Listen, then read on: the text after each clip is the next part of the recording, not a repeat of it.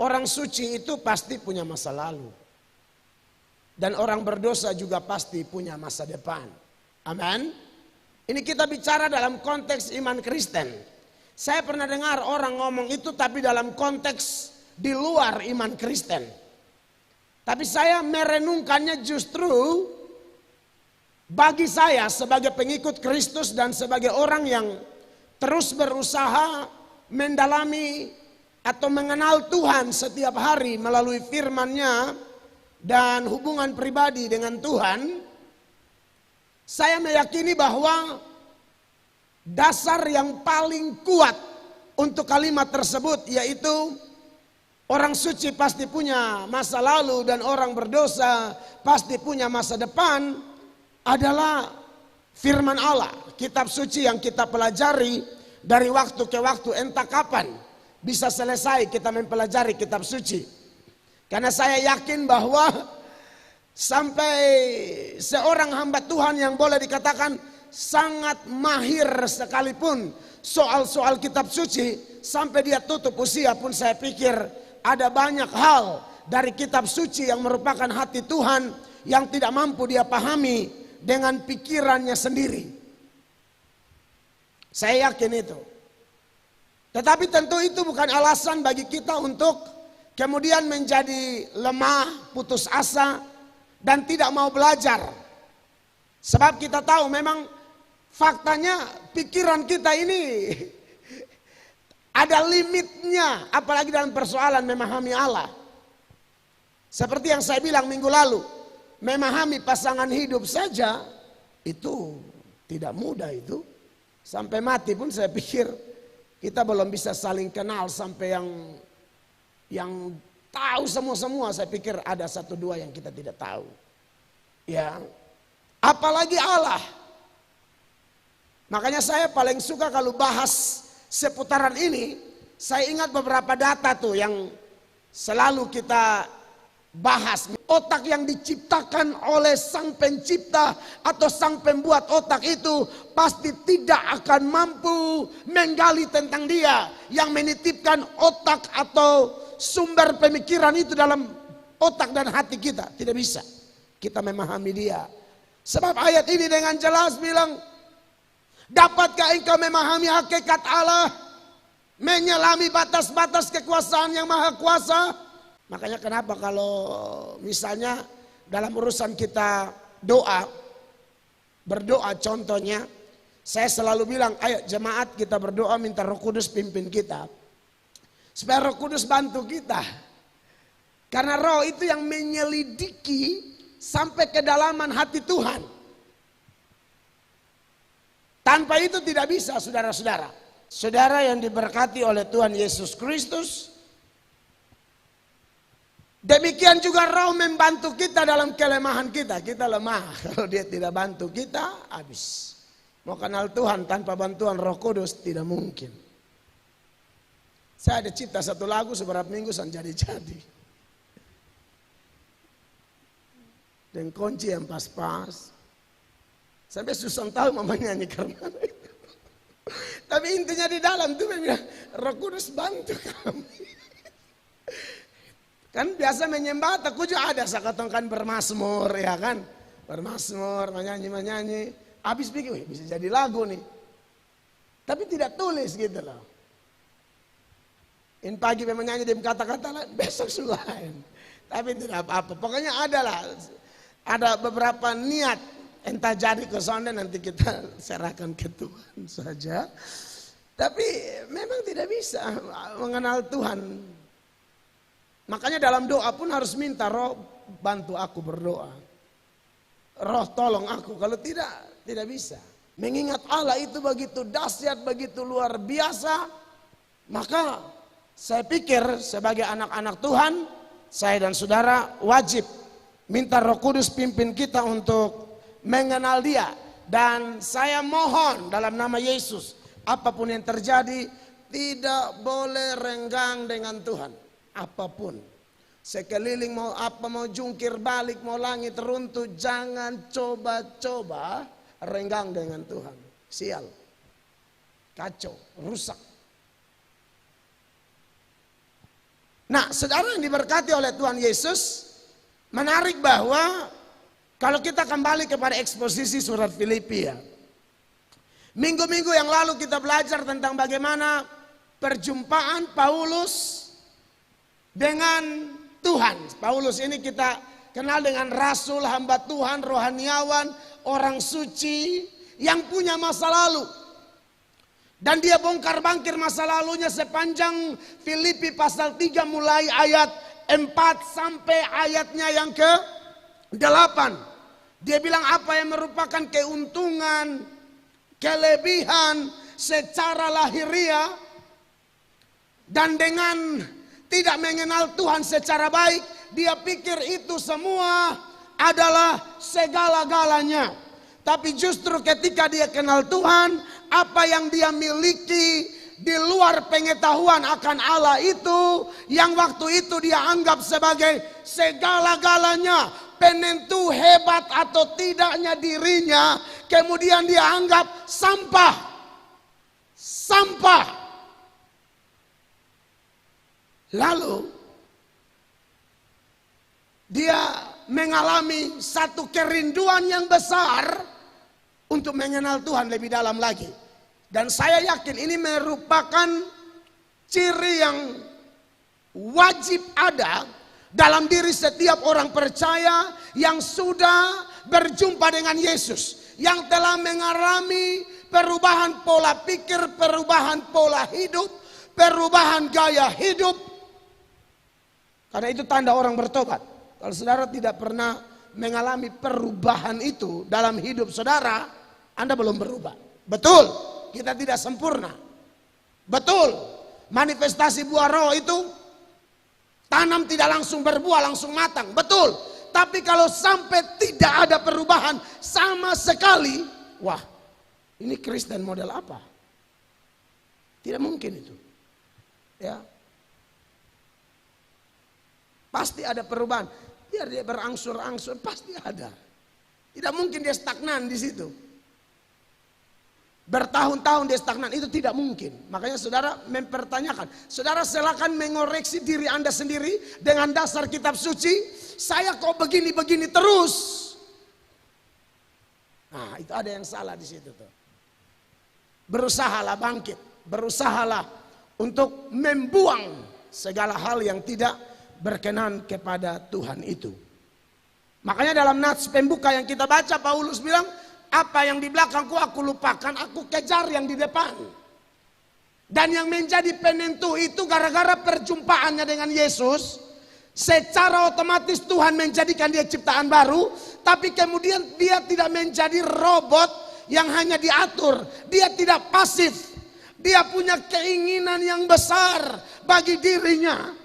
Makanya di ayat 10 kita bahas minggu lalu, ada 4 hal. Yang pertama dia mau mengenal Tuhan, yang kedua dia mau mengenal kuasa kebangkitan Tuhan, dan yang ketiga dia mau ada dalam persekutuan, dalam penderitaan dengan Tuhan, di mana sekalipun mereka menderita begitu rupa di penjara, tetapi tetap bisa bersuka cita. Itulah orang yang sudah ada dalam persekutuan, dalam penderitaan Kristus. Dan yang keempat adalah menjadi serupa dengan dia dalam kematiannya. Kematian terhadap apa? Terhadap dosa. Jadi tidak ada alasan untuk kita berkata, ya sudahlah kita begini. Oh, tidak bisa. Harus berjuang. Salah minta ampun, salah minta maaf, perbaiki. Jangan dipanjang-panjangkan kesalahannya. Jangan lama-lama bermain di lumpur, kita rugi.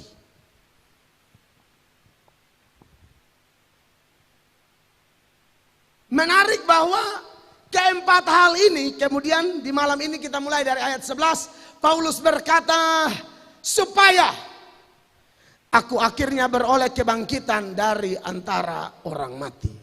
Saya pikir ini ayat terlalu dahsyat untuk digali, untuk direnungkan, dan untuk dipegang kuat-kuat sebagai dasar iman orang Kristen. Minggu lalu saya sudah singgung beberapa, dan hari ini saya harus ingatkan lagi bahwa ada yang namanya kebangkitan orang mati. Dalam pengakuan iman rasuli ada kebangkitan tubuh, ada kebangkitan daging. Dan itu benar adanya kekasih-kekasih Allah. Sejumlah ayat, misalnya dalam zaman Daniel, Daniel dapat wahyu. Bahkan kitab Daniel itu disebut dengan, banyak yang bilang itu kayak wahyunya perjanjian lama. Tidak mungkin arwah bersyukur, bermazmur di gereja, itu tidak mungkin. Tadi siang saya baru bicara, Ibu Lita tahu ada kosong. Di Ibu Lita pun kampus tidak ada di atas. Oh ada. Di Politeknik Negeri. Ya, saya bicara kan ada rohaniawan beta, ada ustadz, ada Romo 2 memang. Beta omong keras ini. Beta omong keras. Beta bilang andalkan diri saya dosa. Andalkan manusia saya dosa. Apalagi arwah. Ibu Lita ada semua di situ tadi. Beta, saya ini sudah rekam tadi ya Ibu Lita ya.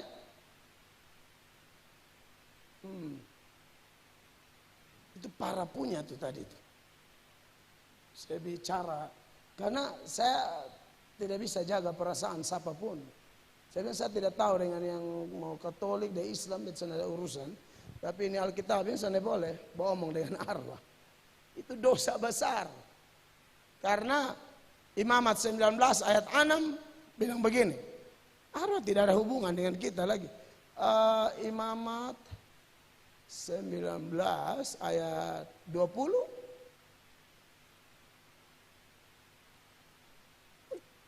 Saya lihat jemaat di sini mulai mengerti firman. Jadi kalau saudara ingat, saudara pun keluarga yang meninggal pun bikin status yang seolah-olah omong dengan dia. Beta juga kemarin mama pun hari mati be ingat. Lalu berdoa dengan Tuhan, terima kasih suka sekuat ketong. Tanpa mama sudah, itu bukan omong dari mama, sudah ada urusan. Tapi ini masalahnya kita berdoa dengan Tuhan itu boleh. Tidak apa-apa, tapi jangan kasih status kok. Minta arwah doakan kita, jadilah pendoa ya. Apa lu pakai dasar apa aja jadilah pendoa buat kami. Kami pun tidak lupa mendoakanmu dari sini. Siapa yang ajar? Ayat di mana? Justru kalau ada ayat yang omong begitu nanti akan jadi masalah dengan ayat-ayat ini. Kalau ada ayat yang seolah-olah mendukung loh. Tuhan lidah bercabang. Tuhan mulu lidah bercabang. Sebentar dia bilang boleh, sebentar dia bilang tidak boleh. Tidak benar demikian. Saudara yang latar belakang percaya begitu, saya harap saudara sudah ikut-ikut pengajaran di sini, tolong pegang kuat-kuat firman dulu, ya. Jangan digoyahkan lagi, jangan mau terima begitu. Omong-omong dengan arwah, kasih status kok, omong de orang mati yang mati biar mama kandung leh, biar bapak kandung, tidak usah. Saya lihat banyak saudara sini yang berduka, saya juga, saya pun habis dua-dua.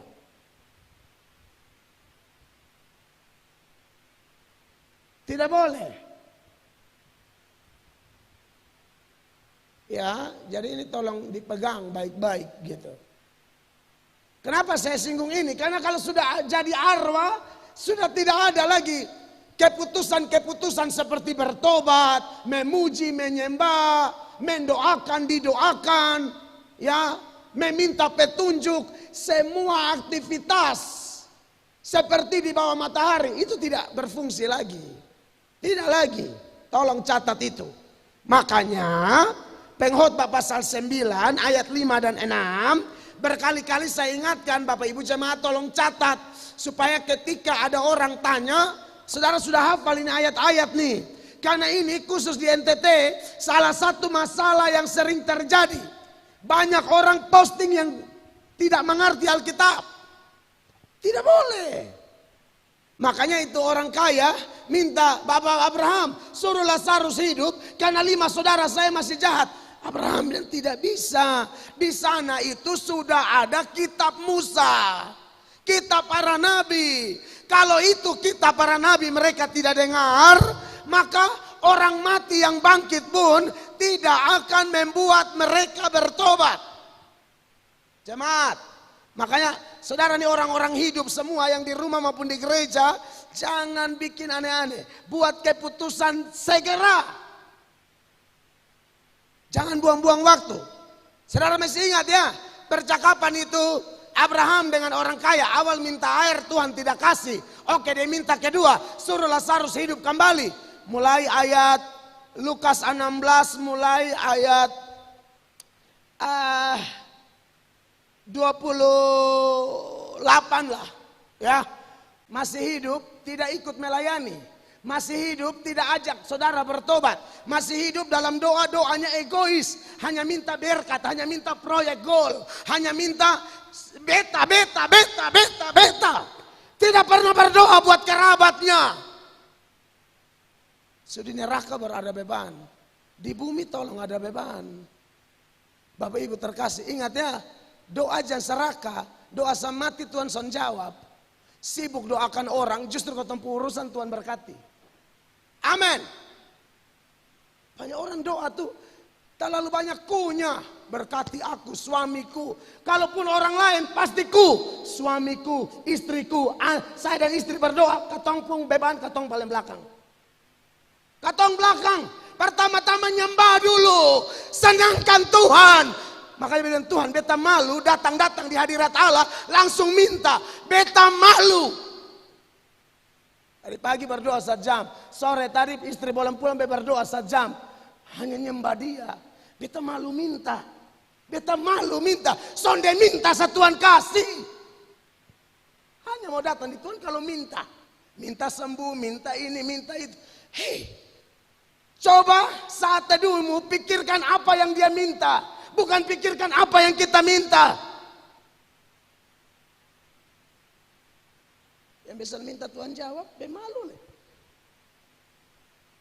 Bukan sana minta, minta mah itu yang belakang semua tinggal 10 menit dari 1 jam. Nah, itu baru minta. Yang lain-lain berdoa saudara dulu, beda istri doa segala macam. Pak Jokowi sang kenal sang ketong doa sebab Tuhan. Live nih coba di pas pampers nonton gue kirim lah.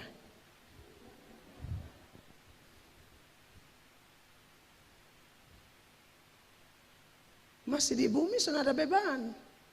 Sumati sudah di neraka baru ingat 5 saudara masih kumat.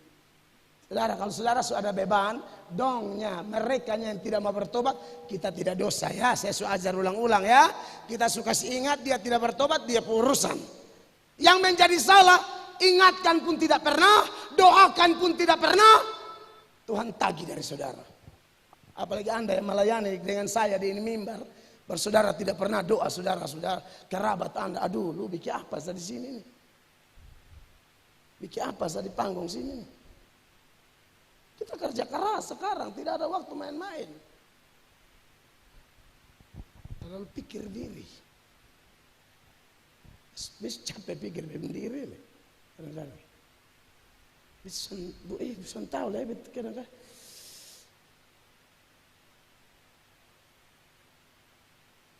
Saudara-saudara, level iman kita sudah harus naik di 2022. Jangan begitu-begitu terus. Sebab masih ada 5 orang saudaraku supaya ia memperingati mereka dengan sungguh-sungguh agar mereka jangan masuk kelak ke dalam tempat penderitaan ini. Betsan tahu ya, apakah di dunia orang mati sana ada orang, maksud saya di neraka sana masih ada orang-orang yang ngomong dari Abraham begini, mungkin ngomong dengan Petrus bisa suruh itu tetangga yang di blok I, contoh kalau saudara orang BTN ya. Kan saudara ini di surga ya. Yang blok lain ada di neraka misalnya. Bintang dikasih tahu anak-anak di BTN dong. Anak-anak di Oyepura. Tidak usah MS Inggris ada mereka di situ. Itu ada omong Alkitab hari itu kenapa dosen pi? Hah? Tidak bisa. Ini yang paling bikin orang bertobat nih ini nih. Ini nih. Makanya terima kasih Pastor Angki pencara potong bepo khotbah untuk yang Surabaya itu pas beta sensur. Pak Angki pikir sendiri. Pak Angki hamba Tuhan. Ini Pak Angki potong lah keren. Ini anak pendeta muda satu ini keren. Beta omong di Surabaya tuh. Bilang kalau mau undang pelawak nonton apa bener? Hah? Nonton stand up. Jangan undang pendeta. Tapi kemarin mereka tanya, Pak tolong kasih jadwal kosong dulu. Belum. Nanti dulu.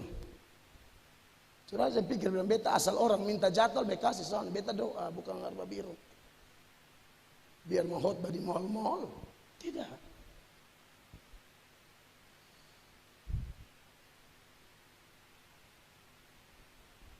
Tapi yang kata Abraham, ada pada mereka kesaksian Musa. Kesaksian Musa itu apa?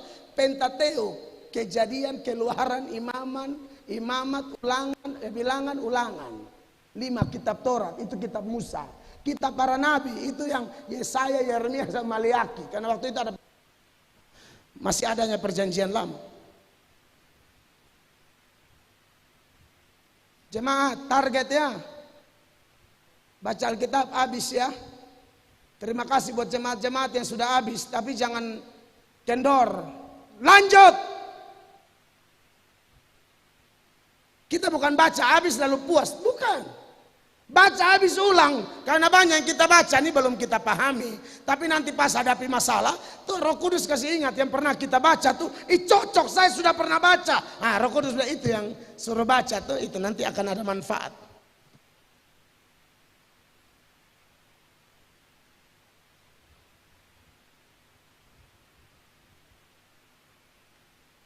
Lalu kalau Abraham ngomong begini, suara dari neraka jawabnya apa? Suara dari sorga prioritas. Karena Abraham di sorga, dia di neraka. Jadi saya pakai perwakilan. Suara dari sorga bilang, kalau mau bertobat, Alkitab. Gereja harus ada mujizat, kalau tidak rame. Malah atau gereja nih, kitab gereja nih mujizat nih, tahu ada kok semua rasa sendiri. Tapi firman ditekankan. Suara dari neraka bilang, harus mujizat dulu, baru orang banyak. Sorga yang sande, kalau bertobat yang asli itu ini. Makanya gereja pertama lahir karena khotbah. Bukan karena mujizat. Mujizat itu bonus-bonus.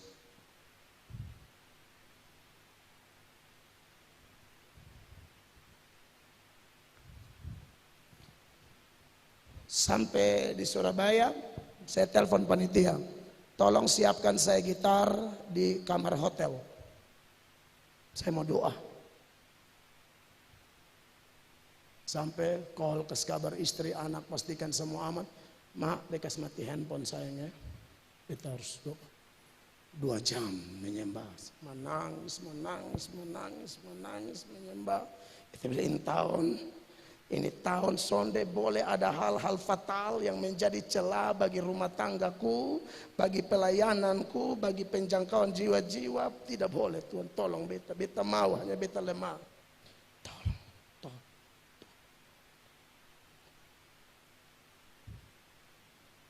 Habis satu hamba Tuhan datang bawa omong, beta bilang begini, kok saya merinding dekat Bapak ya. Beta juga dia bingung juga. Sampai tuyul dan bayi. Kan beta kan jarang orang. Pernah saudara kesan pernah ketemu Bapak Basun bilang, Bapak beta merinding. Tidak pernah. Ini orang yang saya merinding ya dekat Bapak.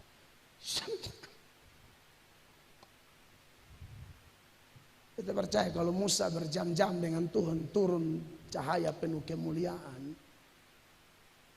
Tapi ya dia mengamuk juga ketika ada penyimpangan. Hanya saja Alkitab yang dia penuh kemuliaan. Penuh kemuliaan bukan berarti tidak boleh marah. Asal marahnya benar.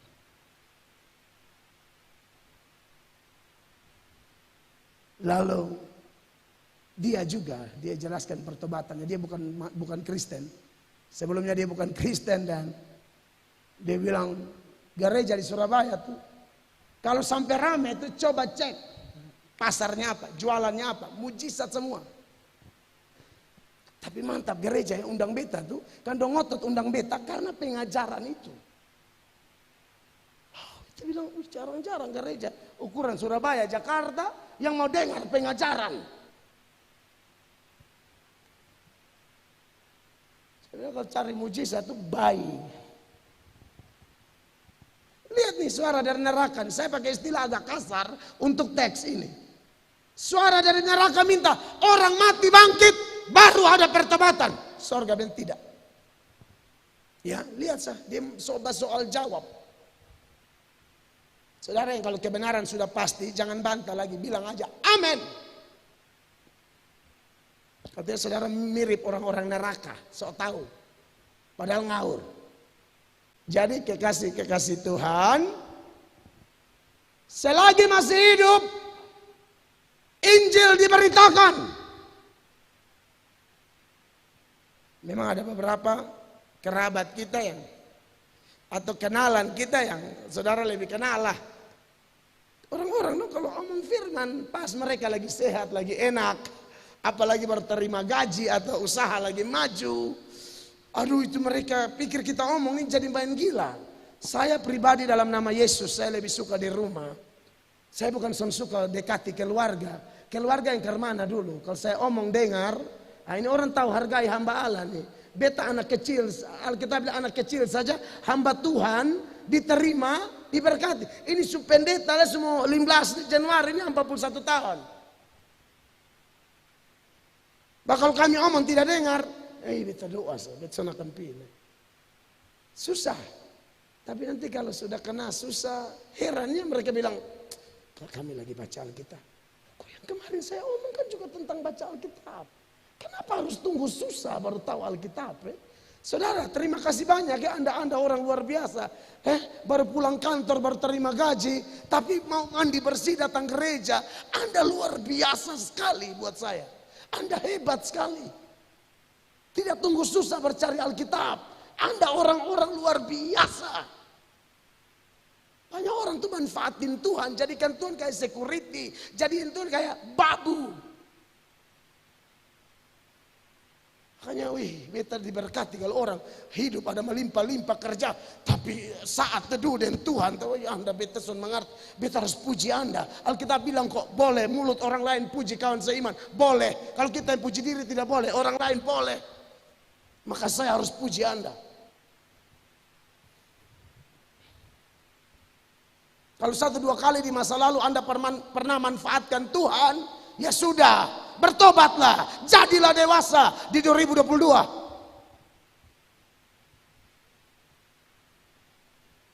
Jangan tunggu air naik di batang leher, jangan.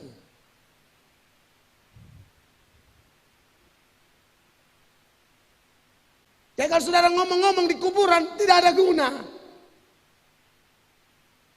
Tolong ingat keluargamu yang masih hidup. Kan sudah mati tidak bisa lagi. Makanya saudara yang puji Tuhan ya, saudara punya latar belakang pintar-pintar tuh pakai sedikit, kasih ruang di pikiran dan hatimu untuk spesial kitab suci, spesial mengenal Allah, spesial belajar firman. Paulus terlalu pintar. Paulus bilang aku tinggalkan semua, aku berusaha kenal dia, kuasa kebangkitannya masuk dalam persekutuan, dalam penderitaannya, dan aku mau mati seperti dia, mati terhadap dosa. Ayat 11 dari Filipi 3, supaya aku akhirnya beroleh kebangkitan dari antara orang mati. Saudara harus percaya, kita ini bangkit loh. Tubuh kita yang sekarang ini nanti mati, ya. Silakan saudara facial, saudara segala rupa, lulur, bengkoang, labu Jepang, sampai lusan bisa jalan lah. Tidak dosa dan beta pikir harus dilakukan kalau itu tujuannya untuk kemuliaan Allah. Amin. Kasihan kalau Singarna ini pano semua kan jelek juga di live. Tapi kalau kinclong bagus ya kan, good, sana ada masalah. Hanya percayalah nanti kubur. Tapi anak Tuhan yang mengasihi Allah, yang mencintai Tuhan, kita yakin seperti Paulus yakin. Aku akhirnya beroleh kebangkitan dari antara orang mati. Makanya sekali lagi kita yang berduka beberapa waktu ini masih mengenang ya. Orang tua, kakak, adik kita yang meninggal. Mereka orang percaya kok. Kalau yang mereka orang percaya kita sedih. Tapi Paulus selalu ingatkan dalam 1 Tesalonika 4 itu ayat 13. Ini salah satu ayat yang sering saya posting kalau ada orang mati. Nah, lebih baik saudara ingat ayat begini. Ya tahu? Copy paste dia di handphonemu lalu kasna tambah dengan kalimat pembuka. Kiranya ayat ini menguatkan ya. Cukup, jangan tambah lu bisa patah. Mari. Tak usah kau bilang kiranya menguatkan ya. Begini tangan begini, cukup. Tak usah mau eksposisi lalu mau gali lalu mau ya ampun. Kecuali memang yakin galinya pas. Nah, jangan berduka cita kayak orang-orang yang tidak ada pengharapan. Beda dong.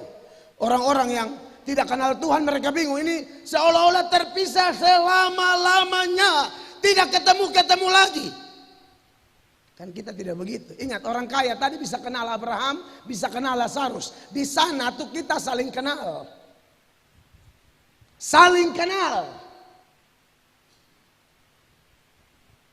Ya, saya tidak tahu apakah Tuhan kasih kemampuan supaya kita dengan tubuh kemuliaan itu bisa mengenal orang yang sebelumnya kita belum pernah kenal.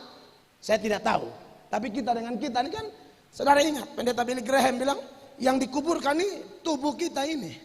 Jiwa kita, pikiran kita tetap hidup selama-lamanya. Hanya saja tidak bisa komunikasi di dunia di bawah matahari. Hidup selama-lamanya. Pikiran kita, jiwa kita atau roh kita itu kekal. Itu barang kekal. Makanya saling kenal.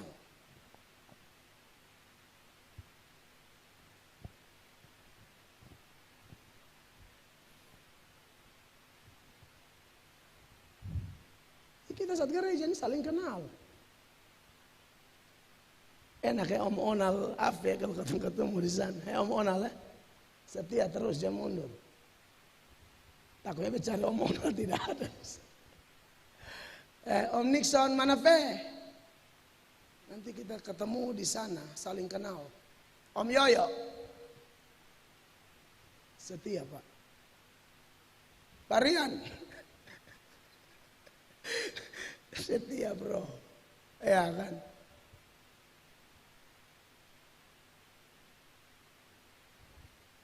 Ketemu di sana.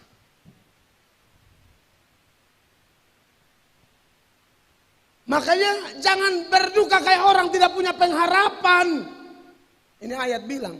Kenapa? Ini spesial bagi yang percaya Yesus. Yang nonton di rumah belum percaya Yesus, Anda tidak akan paham ini. Kecuali Anda percaya dia dulu. Kalau tidak akan rasa apa-apa.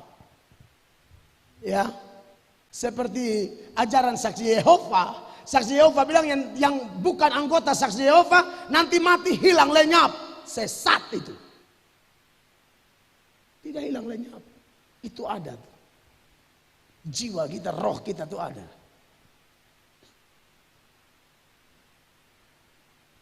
Dan nanti akan hari kebangkitan itu tiba seperti yang Paulus bahas. Ini masih penulis yang sama tapi surat yang lain aja. Tapi skenario atau penulis utama, pengarang utamanya Roh Kudus. Jadi tidak mungkin tulisan Paulus itu bertolak belakang, itu tidak mungkin. Sekarang menjadi pertanyaan nih, ini beta agak lebih dalam secara teologi ya, supaya saudara paham. Nah nanti dia bangkit, tapi sekarang dia kemana? Karena ada doktrin dari gereja Advent misalnya sleep of the soul. Tentang jiwa yang tidur. Jadi katanya kalau orang mati itu, setelah orang mati dan sebelum orang bangkit, ini namanya intermediate state. Kemanakah orang mati pergi? Setelah mati dan setelah kebangkitan. Ya, setelah mati dan sebelum kebangkitan. Ini area ini orang mati kemana? Orang mati, saudara, yang percaya Yesus sudah di sorga, rohnya saja atau jiwanya saja. Ya, yang tidak percaya Yesus sudah di neraka, roh atau jiwanya saja. Saya contohkan orang-orang yang jiwa-jiwanya ada di sorga. Jadi tidak benar itu doktrin sleep of the soul. Elia diangkat ke? Dia di sana. Henok sama. Mereka sudah di sana. Apanya? Jiwanya saja. Nanti hari kebangkitan, jiwa dan rohnya ini, jiwa dan tubuhnya yang mati di laut, yang mati di mana? Di air, mati di gunung. Kan ada orang yang meninggal tapi orang percaya bisa saja. Itu dipersatukan. Lalu masuk dalam pengadilan universal. Pengadilan individu sudah terjadi pas meninggal. Ya, jangan lupa ini pengajaran ya. Soal nanti ada data penginjil, ada roh Yesus ke dunia orang mati, itu nanti one day beta jelaskan. Sana ada hubungan itu di pengertian ada khususkan. Nanti di eksposisi surat Petrus saya bahas. Nah, jadi kekasih-kekasih Allah seperti itu. Makanya di Daniel bilang ada yang dibangkitkan untuk hidup kekal, ada yang dibangkitkan untuk kebinasaan. Jadi kekasih-kekasih Allah, ya kuncinya percaya saja. Amin. Mereka yang nanti dibangkitkan, orang-orang kudus itu orang-orang berdosa yang jadi kudus. Nah kalau kita yang rasa diri masih berdosa, sesuai tema malam ini, orang suci pasti punya masa lalu, orang berdosa pasti punya masa depan, punya harapan. Kuncinya apa? Bertobat. Tanpa itu tidak bisa. Kalau mau melihat kebangkitan, kita bangkit. Atau mungkin ada yang tidak sampai mati, lalu mengalami rapture, pengangkatan gereja. Ada pertemuan di udara, pertemuan yang manis. Nah, itu lagu itu. Itu perjumpaan Tuhan Yesus dan mempelai perempuan. Wow. Ini benar, kita hidupnya sementara. Jadi kalau kerja apa, ini ada emosi apa ditampak kerja di rumah, ingat ketong ini sementara, jangan diperpanjang. Amin. Saya tidak tahu saudara yang datang ini latar belakangnya apa, bawa masalah pribadi atau pikir sorga. Andai kata saudara bawa masalah pribadi, tidak apa-apa, tapi sampai di sini Anda harus di-upgrade. Berpikirlah tentang sorga. Pikirkan perkara-perkara di atas. Kalau yakin Anda juga seperti Paulus, akhirnya aku dibangkitkan. Orang yang sudah mengalami itu, kan di dunia dia sudah mengalami, namanya kebangkitan atau kebangunan rohani. Lalu mengalami betul-betul real kebangkitan dari antara orang mati. Tapi start awalnya bangkit secara rohani. Kebangkitan spiritual namanya. Revival, kebangunan rohani. Tandanya apa? Anda pikir perkara di atas, di mana Yesus duduk. Yesus duduk di atas itu apa? Bersyafaat bagi kita. Yesus duduk di atas itu apa? Mengontrol semua penginjilan sedunia. Yesus duduk di atas untuk apa? Melihat siapa hamba-hambanya yang komitmen berdoa dengan dia, komitmen baca Alkitab. Yesus lihat dari atas. Makanya Stefanus menderita, dia yang duduk berdiri di sebelah kanan Allah. Sambut Stefanus. Anda jangan pikir Yesus sudah di surga, lalu dia tetap menjadi pembela bagi kita. Kekasih-kekasih Allah, pikirkan itu. Apakah saudara punya mimpi untuk kemuliaan ini? Kalau Anda sudah punya pikiran sampai level ini, saudara punya urusan makan minum. Tuhan kuti sah, bahasa Kupang bilang. Dia bikin cepat sah. Berpikirlah untuk habis ini mati ini nanti mana. Ingat saya tidak minta mati cepat saudara, jangan sembarang pulang ojek sengaja miring. Baik kau mati kalau mesti UGD lah mesti pasang ini itu repot kan. Tetap jaga diri, tetap makan minum dijaga, tetap tidur jangan malam-malam. Ya. Tapi ingat pikirkan perkara di atas. Beri tepuk tangan yang meriah bagi Tuhan Yesus Kristus. Kiranya khotbah ini membangkitkan rohani kita sekalian. Karena itu tujuan hidup kita sekarang, bukan yang lain. Dan biasanya sebagai tambahan pemusik naik di depan. Dan biasanya kalau saudara mulai hidup begini, musuh mulai tambah banyak. Pusing amat. Tuhan di pihak kita. Amin. Beri tepuk tangan yang meriah bagi Tuhan Yesus.